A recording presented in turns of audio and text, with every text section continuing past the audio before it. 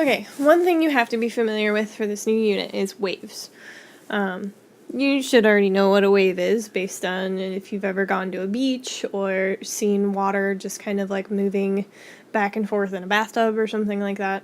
That's the kind of wave we're more or less talking about here.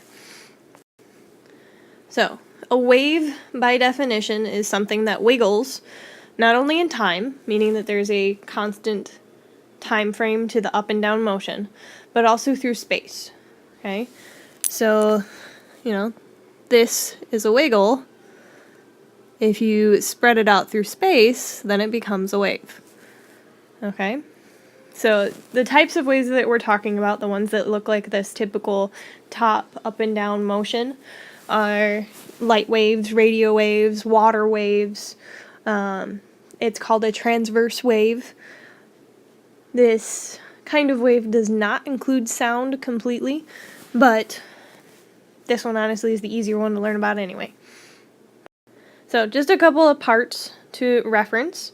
There's the crest, that's the high point of the trough, or the low point of the wave.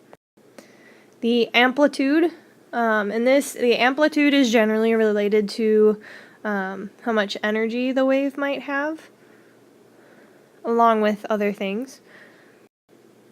And probably one of the more important things to make note of is wavelength. So wavelength is the distance from one point on a wave to that same point on the next wave. So you can measure the wavelength from a wide variety of places. If you just want to know the length of it, then I'd go crest to crest or trough to trough, because those are the easiest spots to identify. If you're wanting to count wavelengths, it's going to be one complete upwards and downwards motion back to wherever you started. Okay? So counting is sometimes easier to do with tracing out the whole waves. You can do it by counting crests and troughs, but sometimes it gets a little tricky. Because here we have 1, 2, 3 crests, but we have 1, 2 troughs, so you don't have a complete wave at the end. So if you count it by tracing, we've got the one wave in red, second wave in blue, and half a wave in green. So this would be 2.5 waves, or 2.5 wavelengths. Okay? One more thing to make note of is that in an equation, whenever you see wavelength, it's going to have this funky Greek letter L called lambda.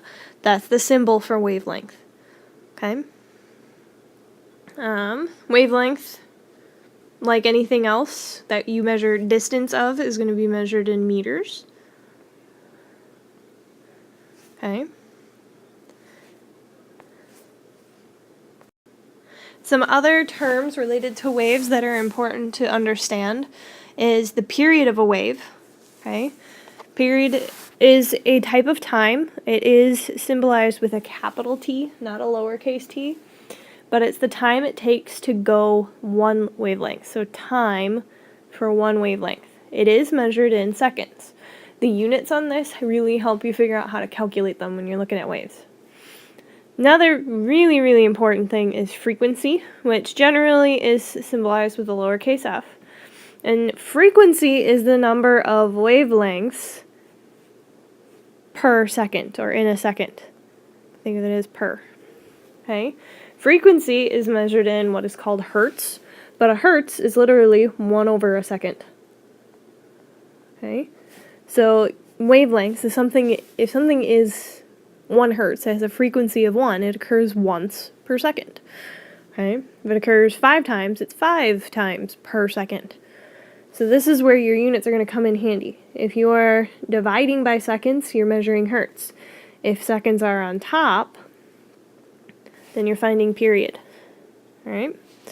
Then one thing, because they are both related to time, and either the time it takes to go one wavelength or the number of wavelengths per second, these two are inverses of each other. So if you know the period, you just do 1 over it to find your frequency, or if you know your frequency, you do 1 over it to find your period. But let's apply this to a couple pictures. Okay, so a couple of things. If I gave you a picture like this, you should be able to identify a few things. One, you should be able to identify wavelength. If you wanted to take a ruler, you could actually measure the length in meters, or you may have to count how many waves you have. Here I've got one in green, one in red, and a half a one, so I have 2.5 waves. Alright. Another thing you should be able to tell me from a picture like this is, say that this number line down on the bottom here is in seconds. This is time. So let's call that seconds. You should be able to calculate your frequencies and your periods. Okay? So we have 2.5 waves and we have 10 seconds. Those two numbers, however you put them together, if what number you put on top over the other determines whether you're finding period or frequency.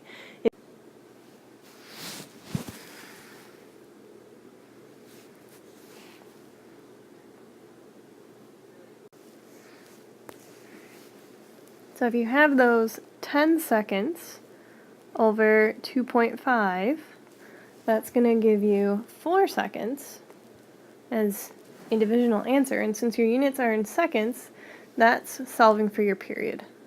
So that means that every 4 seconds, one wave passes. Now you can confirm that on the graph here. The green wave, the first wave, ends at 4 seconds. Now if you reverse that calculation and you do 2.5 over 10 seconds, that's going to give you 0.25 1 over seconds.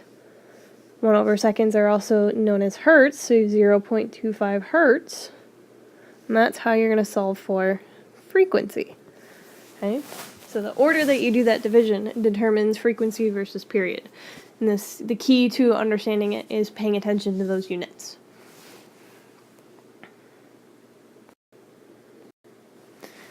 So, you try finding the number of waves, the period, and the frequency for this wave. The one piece of information you'll need is, let's say this picture occurs in 5 seconds. Okay, so you try it, and then pause the video, take the time to calculate it out, and then I'll play it again, and I'll give you the answers.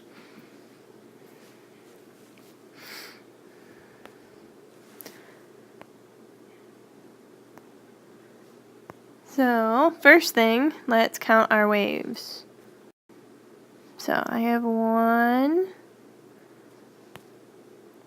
2, 3,